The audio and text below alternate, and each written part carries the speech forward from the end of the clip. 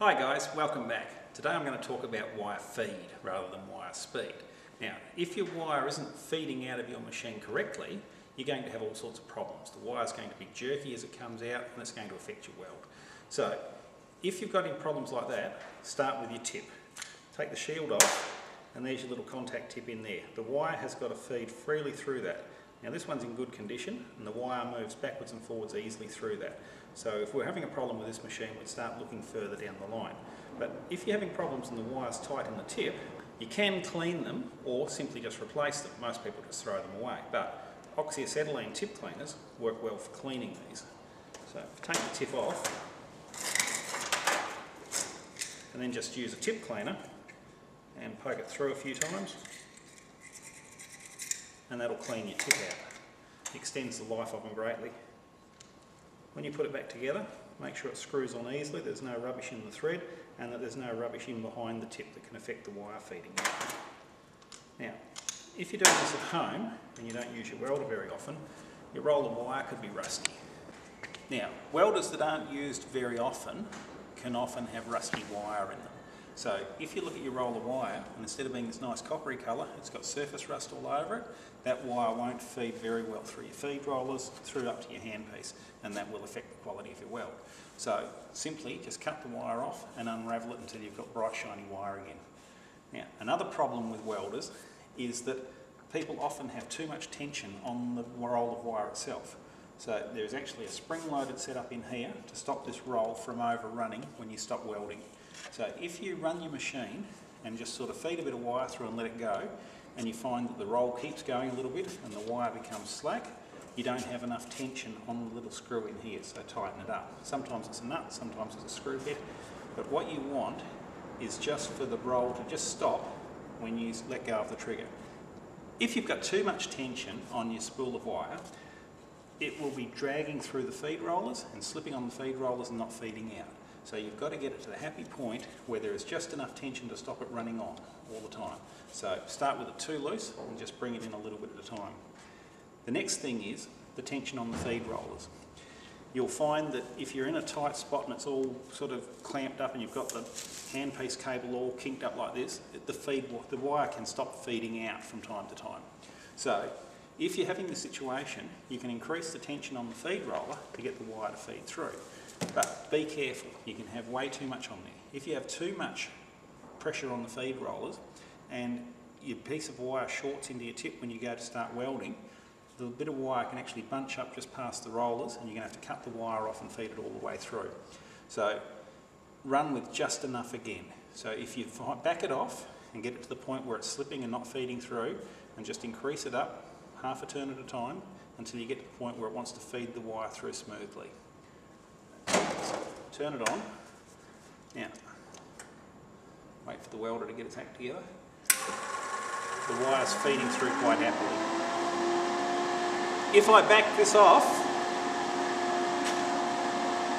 we've reduced the tension on the feed roller, and now you can actually stop the wire from feeding through. So if you get a little problem, it'll actually jam it. It'll stop welding. So once again, just increase it up a little bit at a time until you get a point where it will weld quite consistently and happily. I think we had it about there. And you'll know it. Once you're welding away and you get problems where your welder wants to stop welding, or if you turn the handpiece a certain way and the wire stops feeding out, you just need a little bit more tension on those rollers. Going to walk you through actually putting a patch into this mudguard, and we'll do it by just cutting this little rectangle out and welding a piece in there. It is easier to just cut the whole piece right across and put a big patch on, but if I do it this way, hopefully I can get a little bit of distortion in the panel, and I'll show you how to fix that as we go. There's also a small rust hole up the top here that I'm just going to plug with wire from the welder. So we'll do this one first and then we'll do that one. So I'll start by making my patch. Got a piece of the same size material as what the mudguard's made from, and I've got my aviation tin snips. Now these come in green handles and red handles. Red handles cut to the left of the line, green handles cut to the right side of the line. So if you want to make a curve, green handles will cut around and make a left-hand curve, red handles will snip around and make a right-hand curve. So just snip it off.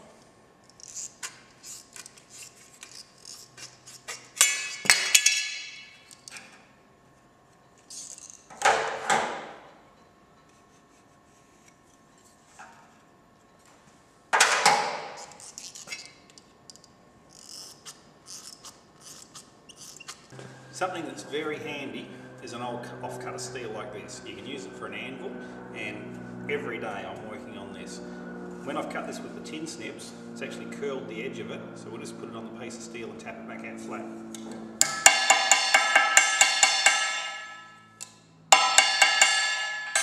Right.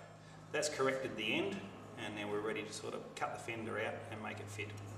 Okay, I've made myself a small patch to go in the mudguard here, so I'm going to clean it up and I'll cut it out and fit this piece in here. Now, many years ago I was friends with an old Scotsman, and he'd refer to this as a wee potch. I had a puncture on my push bike once when I was an apprentice, and Jock came in and he says, "Robbie, you need a wee potch in that." Just put on my safety gear.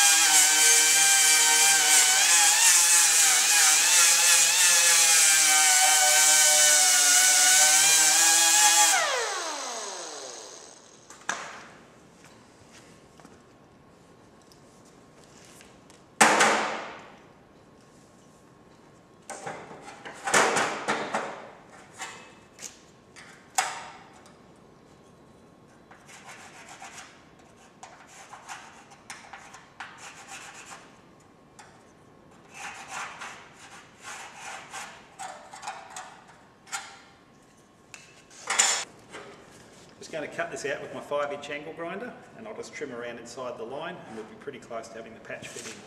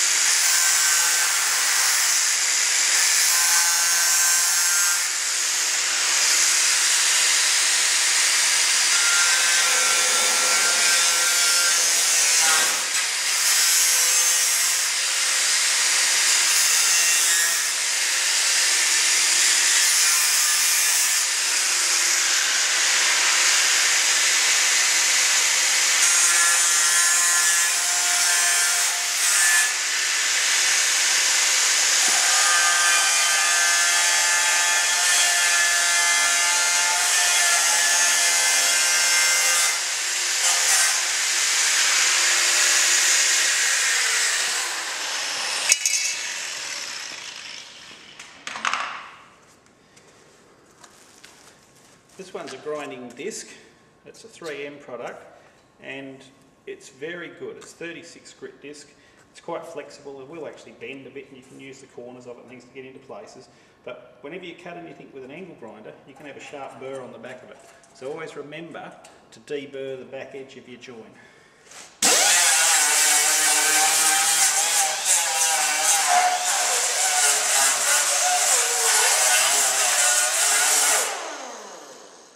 Now as you can see,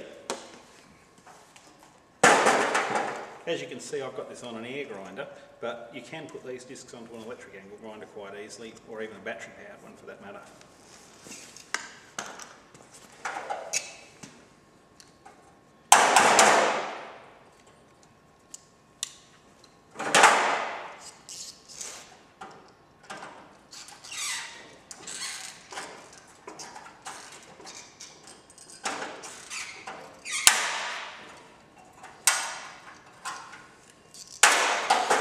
The hole I've cut is pretty close to being right. The bottom line's not really all that straight, so I can trim that up with the tin snips, and I'll just mark around it and we should have it fitting in a minute.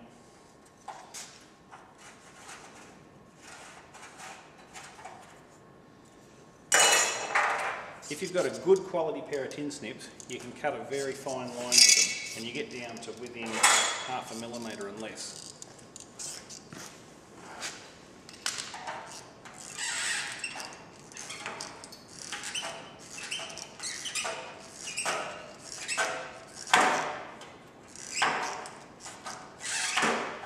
The more time you spend fitting them, the easier the weld is going to be.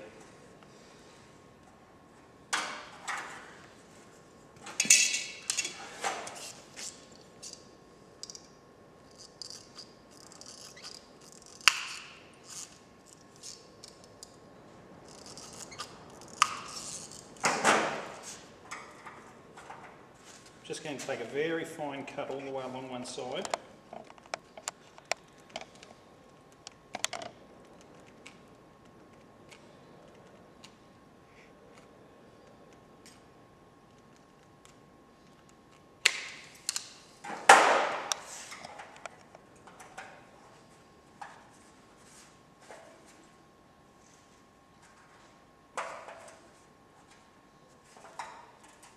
Okay, I've got it to fit now.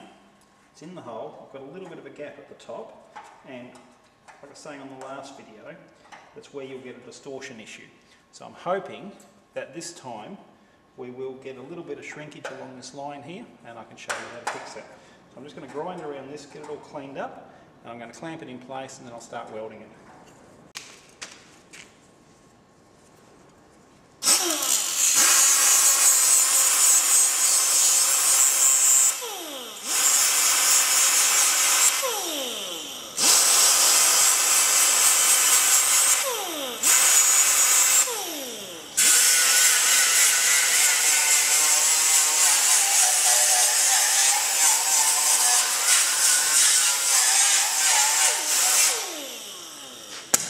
This style of vice grip is specifically for sheet metal, so we'll use these to clamp the piece in place while we tack it into the mud guard.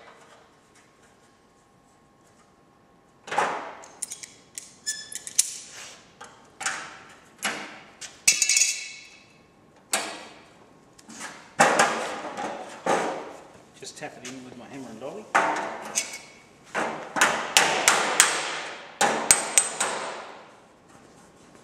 Running my thumb across it, I can actually feel whether the replacement patch is flush with the actual rest of the panel. And we're pretty good in most of it, so we'll get a few tacks in and then we'll start working it as we go.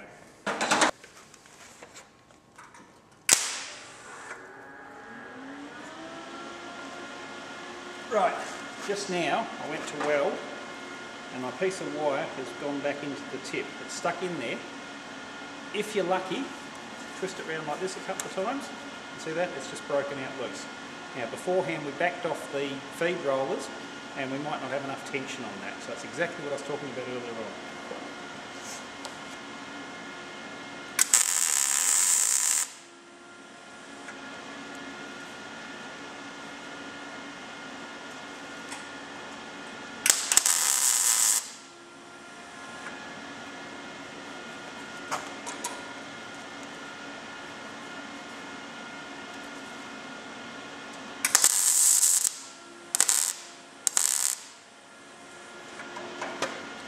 Just then, I'm working the edge where I've got a little bit of a gap, and you heard the welder actually blew a little hole in it. So the stopping and starting of the weld just fills that hole back in.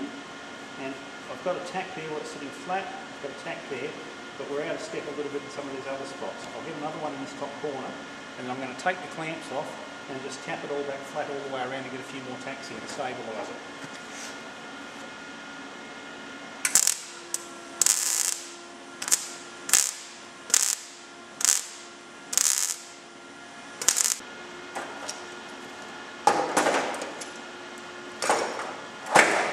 Now this comes back to staying in control of your weld. When I've tacked it, it's naturally pulled a bit, you get a little bit of shrinkage on every weld. So we're no longer in line across here, we're a little bit out of step there, and the top's not too bad. This one up here is really good, so I'll just blow another tack in there, and then we'll tap it around and get it fitting a lot better.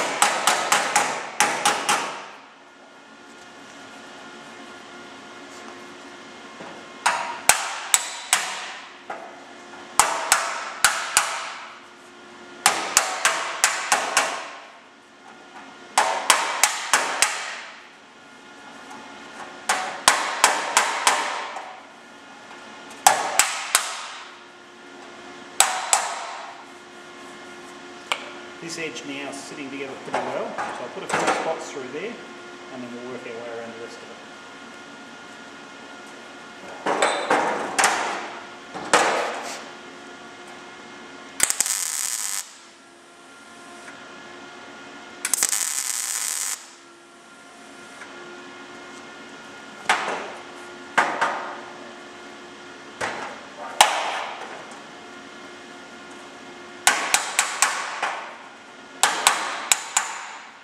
I've only got to tap it enough to get the two edges to sit flat together.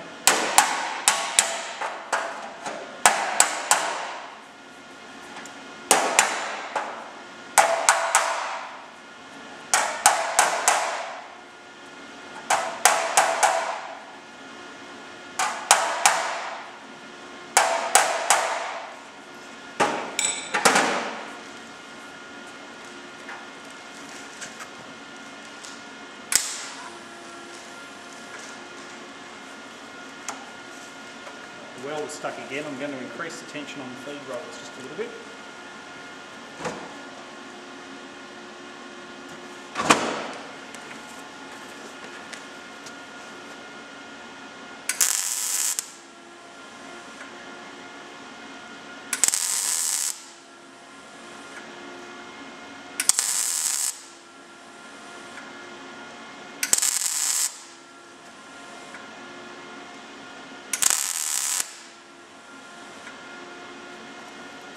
Okay, we've got it tacked all the way around. The panel's still sitting there quite nicely. Got a little bit of a high spot there. I can tap that down.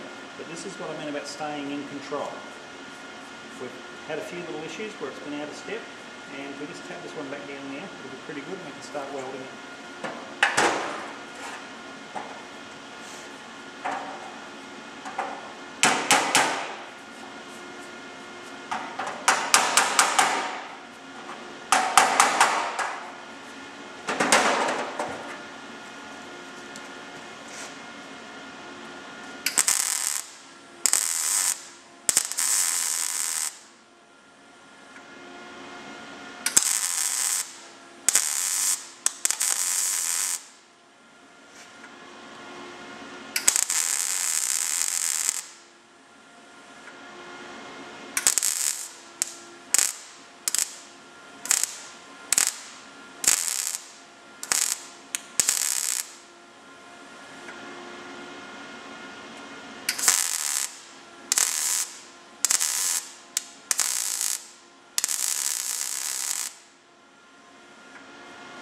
If you do a vertical up, you'll get perfect penetration every time, but you'll notice I was just breaking the arc a little bit to keep the weld a little bit cooler to stop it melting through. So we'll let this whole thing cool down a little bit now, and we'll come back and we'll do some next secondary welding next to the primary ones we've already put in. Just been letting this cool down. As it's cooled down, it's pulled this corner. I've actually got a low spot outside of here, caused by this weld shrinking over here. Now, it's not a big deal. We'll get to it in a minute and sort that out. But we've also bunched up the metal just in here, so I have to tap that back flat. This spot's pretty good. That spot wants a little bit of a tap up. That one there's pretty good. So these ones along here, I'll just go in and tidy them all, I think. And it's just a matter of backing it up with the dolly between the backs of your welds and then getting your two edges to sit flat again.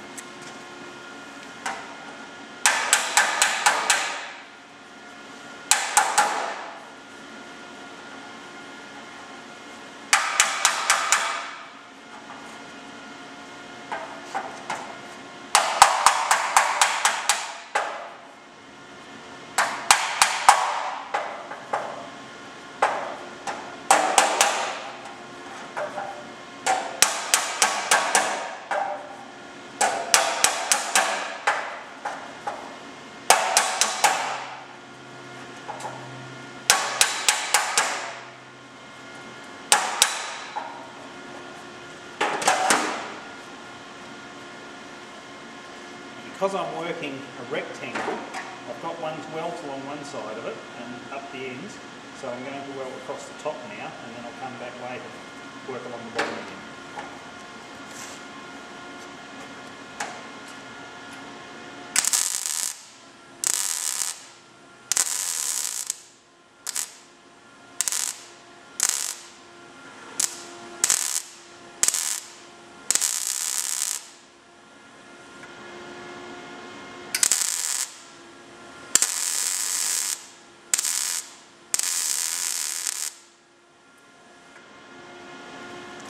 Now when I started welding, I blew a small hole in the top here.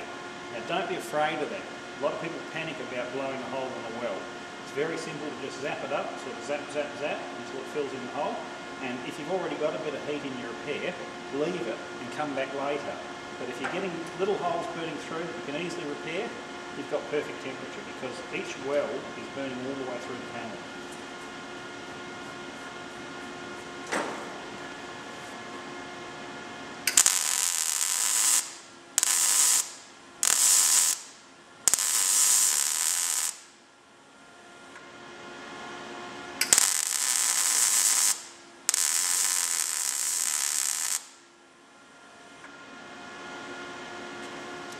Okay, we'll just let this cool down again and get the heat out of it, and we'll work our way around with the hammer and dolly, get it sitting back flat again, and come back and fill in some more pieces.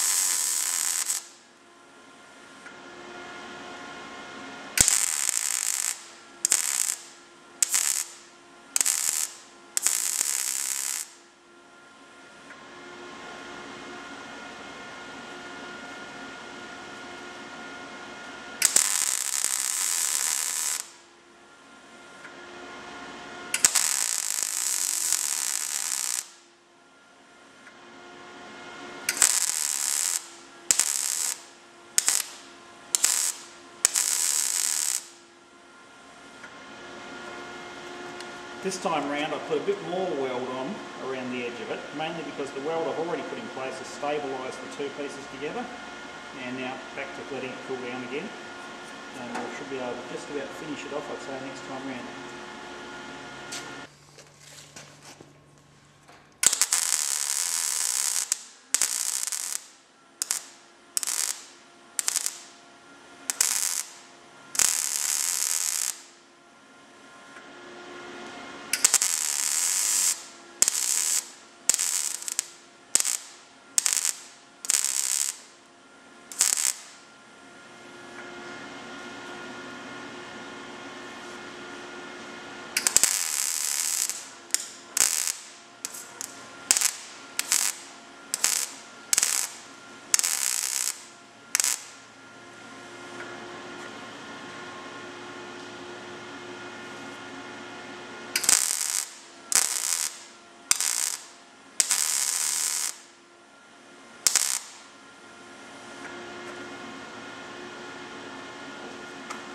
So I've welded all the way around the edge of it now, and there is a little bit of distortion in the middle. It's flattened the panel out a bit. So we'll let it cool down completely, grind the whole piece off, and then we'll work it with a hammer and dolly to bring it back into shape.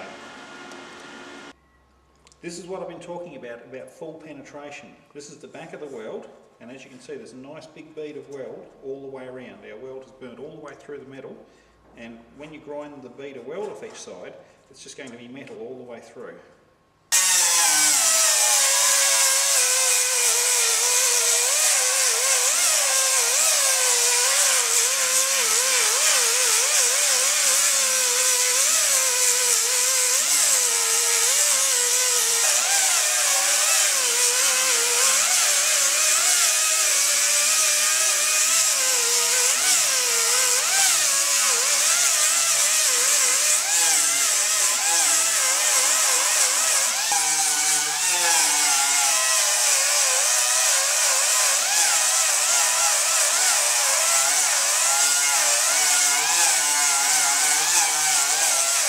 I like these grinding discs mainly because they start out as a 5-inch disc, and as the edge wears away, because that's pretty much where you do all your grinding, you just keep trimming the edge back. And I've got an old pair of tin snips that is just used for that. They were worn out before, so it's just a matter of trimming around and you come back to a good edge.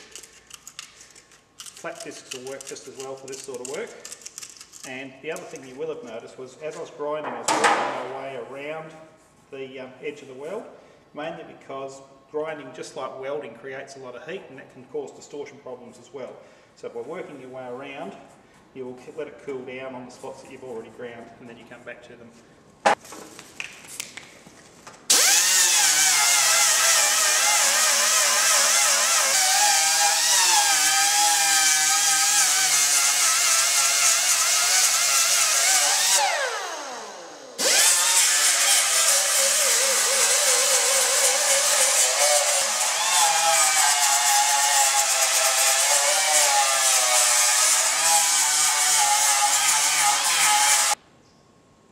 I've got it completely ground off, it's smooth all the way around, but we've actually got a little bit of a hollow in the middle where it's pulled it from the weld. So as the weld's cooled down, it's shrunk this way, and these edge ones have shrunk in a bit, and it's actually dished the panel.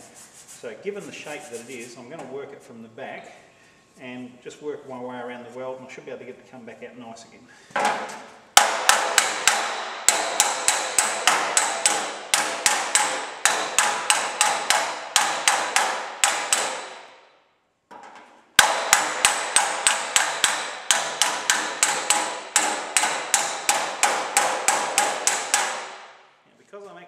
Sandwiching the metal and pinching it between the hammer and dolly as it comes together, each time I put a hammer blow in place, it's stretching that piece of weld back out again and pushing it out into the metal around it, and it's coming up quite nice already.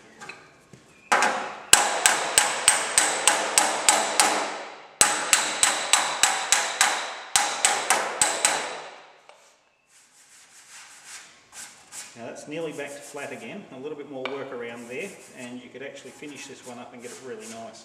So this is on an old tractor, there's a metal brace runs down behind it, and there's a big steel mudguard goes on the outside. So I'm going to call it and say that for what this is, this one's good enough. But on a car, you can spend a bit more time on it and you get it really nice. Now the other hole, there's a little old rust hole up here, or someone's cut it with the oxy or something like that. So I'm just going to get the MIG out again, I'll grind around it and we'll just spot it up.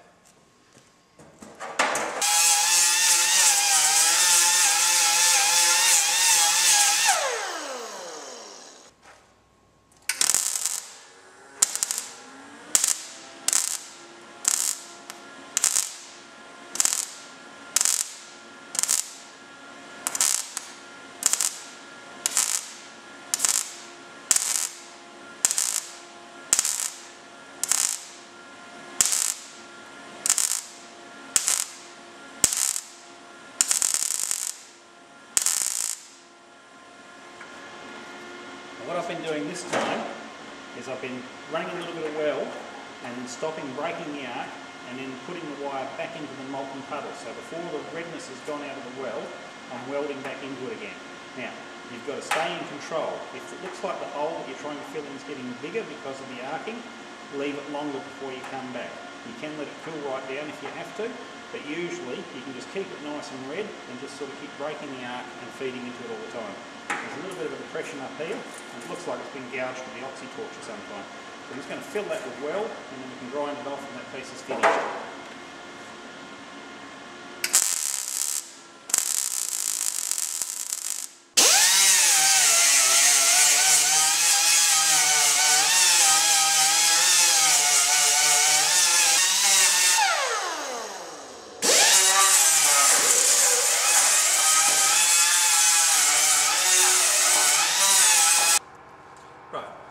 We've done a repair, we've put a patch inside this mudguard, we've had a bit of distortion and we've corrected that with the hammer and dolly, and we've had a hole up here that we've just welded up with the MIG welder and ground back smooth. So that's a real life situation where you can put your welding skills to the test and put it in there. You will have noticed at no point I cooled the weld down, I let it cool down by itself. If you want to shrink metal, heat it up red hot and cool it down quickly, water on it or something like that. The best bet for all of these repairs that we do, let them cool down naturally. And like I said in the last video, if there's a little bit of heat in it, you can just hold your hand on it, you can keep working with it. If it's any hotter than that, just leave it for a little while and come back to it. I'm Rob Teal, thank you for watching.